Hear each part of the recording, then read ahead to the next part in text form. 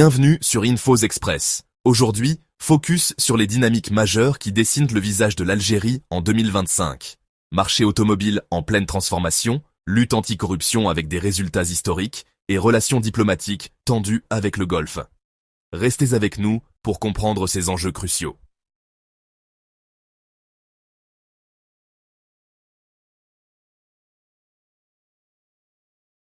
Le marché automobile algérien connaît une période de transition profonde. Après des années de pénurie et de prix élevés, l'arrivée massive de véhicules importés récents, en particulier de Chine, change la donne. Autorisée depuis 2023, cette importation par les particuliers concerne surtout des voitures de moins de 3 ans, offrant des modèles modernes de marque comme Chery ou Geely à des tarifs enfin compétitifs, mettant fin à une longue attente pour les consommateurs. Conséquences directes. À Sétif, principal centre d'échange des voitures d'occasion, les prix s'effondrent. On observe des baisses de 20 à 30 millions de centimes selon les modèles. C'est une correction historique après une flambée due à la rareté. Des véhicules populaires, autrefois inaccessibles, redeviennent abordables, redessinant le paysage du marché de l'occasion à l'échelle nationale. Les vendeurs doivent donc réduire leurs marges face à des acheteurs désormais patients et bien informés. Grâce aux réseaux sociaux et aux plateformes en ligne qui relayent des offres attractives en temps réel, le rapport de force s'est inversé. Les consommateurs comparent, négocient et prennent le temps de choisir la meilleure opportunité, une situation impensable il y a encore quelques mois. Parallèlement, l'Algérie prépare son propre virage industriel. L'usine Fiat d'Oran, lancée fin 2023, produit déjà localement des modèles, comme la Fiat 500, avec plus de 24 000 véhicules prévus. Plusieurs autres projets d'assemblage, notamment un partenariat stratégique avec le constructeur chinois Chery, seront opérationnels d'ici la fin 2025, visant à renforcer l'autonomie productive du pays. L'objectif est d'atteindre une production locale significative face à une demande annuelle estimée à 500 000 véhicules, tous segments confondus. Le défi consiste à bâtir un écosystème complet, en augmentant le taux d'intégration locale pour que cette industrie ne soit plus un simple assemblage, mais un véritable moteur économique. Enfin, la crise énergétique mondiale et la montée des véhicules électriques influencent aussi la dynamique locale, même si la transition reste modérée. L'intérêt existe, mais le coût élevé et surtout le manque criant d'infrastructures de recharge publique constituent des freins majeurs. Les acheteurs algériens, bien que sensibles au prix du carburant, restent pragmatiques, privilégiant la disponibilité et la fiabilité des modèles thermiques traditionnels.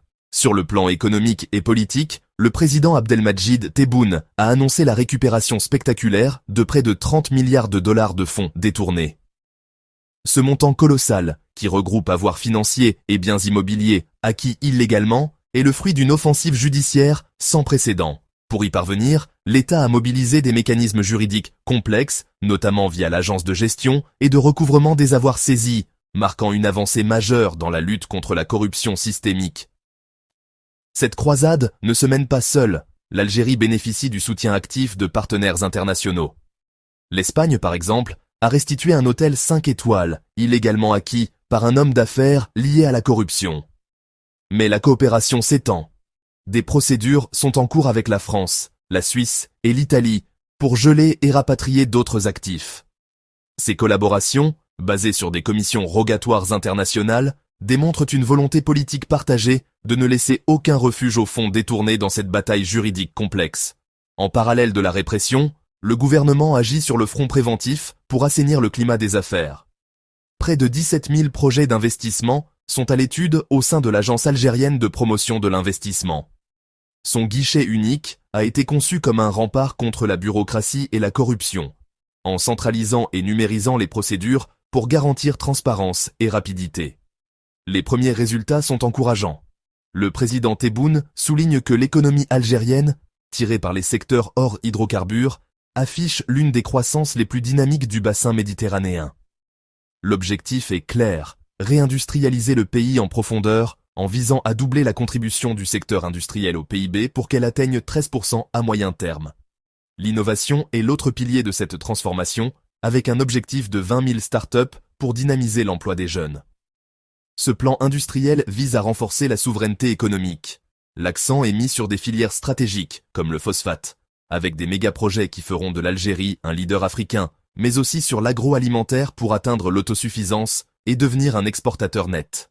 Côté diplomatie, la relation autrefois cordiale entre l'Algérie et les Émirats arabes unis s'est transformée en une méfiance glaciale depuis 2019. Les non-dits et les critiques voilées ponctuent désormais les prises de parole officielles. Cette tension a culminé lorsque le président Tebboune a dénoncé, sans le nommer, un pays arabe frère pour ses ingérences.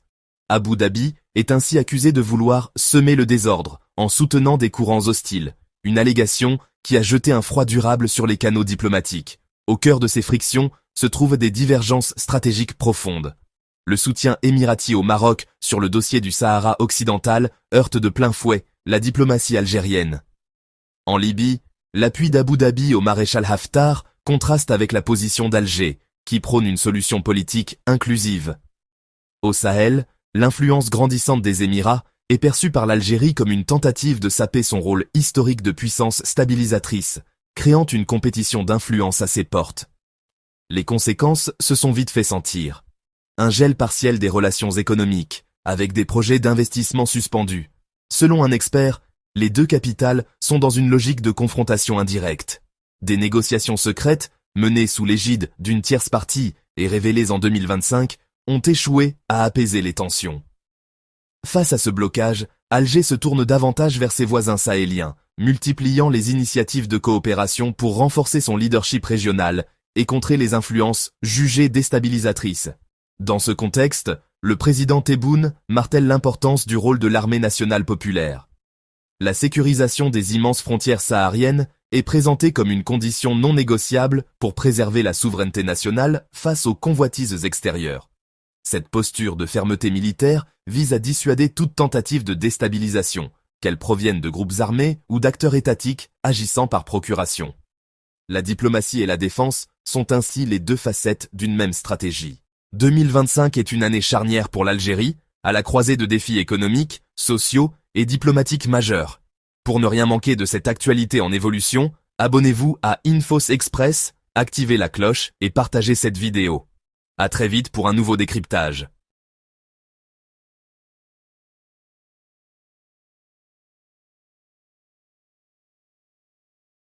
Abonnez-vous à notre chaîne.